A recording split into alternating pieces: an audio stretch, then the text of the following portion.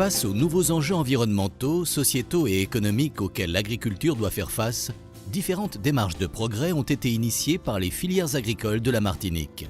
Syngenta et son partenaire Phytocenter s'inscrivent dans cette dynamique et ont proposé à l'exploitation SARL RIFA de rejoindre le réseau Agéris.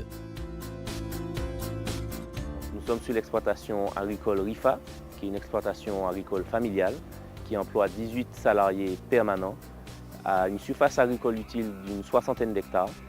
Notre activité principale est la culture de bananes d'exportation. Pourquoi avoir choisi de s'engager dans la démarche de la certification Agéris? Parce qu'on souhaitait être des acteurs dans la démarche dans l'orientation qu'avait prise la filière banane, qui est la voie du développement durable, qui est indispensable à la survie de toute entreprise. On a souhaité être des acteurs, on a tout de suite voulu adhérer à ce concept. Ensuite, il fallait changer l'image que renvoie le secteur agricole. On a également adhéré à ce principe, avec également beaucoup d'échanges avec des agriculteurs de la France entière. Donc c'est quelque chose qui était très emballant pour nous d'échanger sur différentes problématiques qui étaient partagées par des agriculteurs de diverses régions de France. Sur un micro-bassin versant de la ferme Agéris de la SARL RIFA, une étude a été mise en place en 2012. Son objectif est d'évaluer l'impact d'aménagements comme des plantes de service sur la qualité de l'eau. Cette opération regroupe de nombreux partenaires. L'Office de l'eau, IRSTEA, Institut Technique Tropical, la CACEM, SARL RIFA, Phytocenter et Syngenta, qui apportent une complémentarité d'expertise pour mener à bien les objectifs de ce projet. Notre implication s'inscrit bien dans nos thématiques de recherche à IRSTEA Antony, dans l'unité de recherche hydrosystèmes et bioprocédés, qui porte sur la protection de la ressource en eau. Donc notre rôle ici, c'est de quantifier les impacts d'aménagement à l'échelle du bassin versant sur les transferts de pesticides. Donc le principal objectif du projet, c'est donc bien d'évaluer l'impact sur les transferts d'aménagement au sein des parcelles. Notre démarche sera basée en 3 temps. Le premier temps, ça sera d'acquérir des données pendant une année de référence. La deuxième période sera la réflexion en concertation avec tous les partenaires sur la mise en place d'aménagements.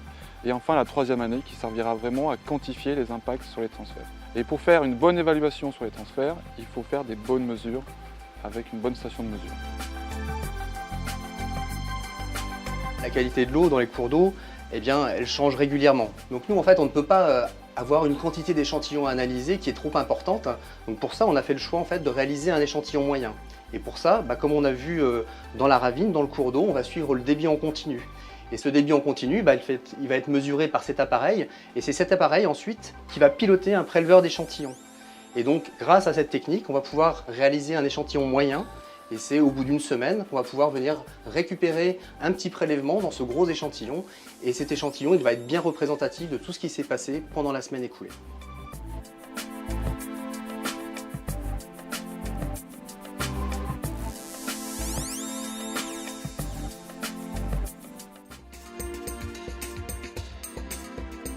Alors les plantes de service, en fait, sont des plantes de couverture. Simplement, elles vont apporter des bénéfices complémentaires à la couverture du sol. Et donc ces bénéfices, par exemple, dans l'utilisation des produits phytopharmaceutiques, par exemple, les plantes de couverture vont être en compétition avec les mauvaises herbes, ce qui va permettre de réduire l'utilisation des herbicides. On va pouvoir éventuellement favoriser la biodiversité du sol et la biodiversité aérienne. Donc on va pouvoir aussi limiter par exemple l'utilisation d'autres produits phytopharmaceutiques vis-à-vis de ces bioagresseurs-là. L'un des avantages aussi très importants de ces plantes de service, c'est qu'elles vont permettre aussi de couvrir le sol, donc limiter tous les problèmes érosifs. Limiter également ce que l'on peut trouver aujourd'hui au niveau de la ferme Agéris qui nous rassemble, c'est de limiter les ruissellements et les pollutions diffuses, simplement par les systèmes racinaires qui vont permettre aussi d'activer la vie biologique. On va donc aussi avoir la possibilité avec ces plantes d'alimenter, par exemple, avec une certaine fertilisation, les sols. L'Office de l'eau Martinique est un établissement public local qui est l'équivalent des agences de l'eau de l'Hexagone. Nous avons pour mission globale de faciliter les politiques publiques en matière d'eau.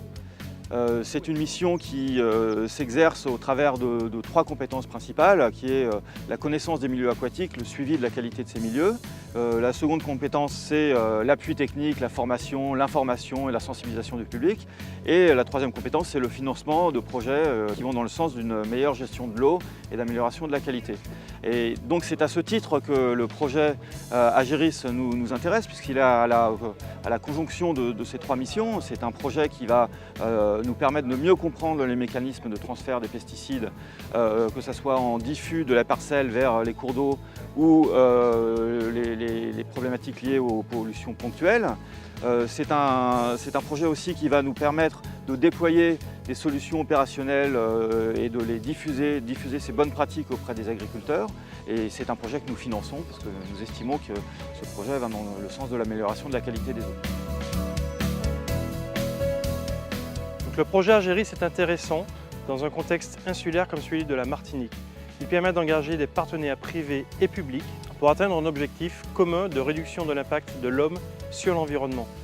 Le partenariat entre la production agricole, la recherche publique et le privé est rendu possible par une approche terrain. Phytocenter notamment rend possible par sa proximité avec ses différents partenaires.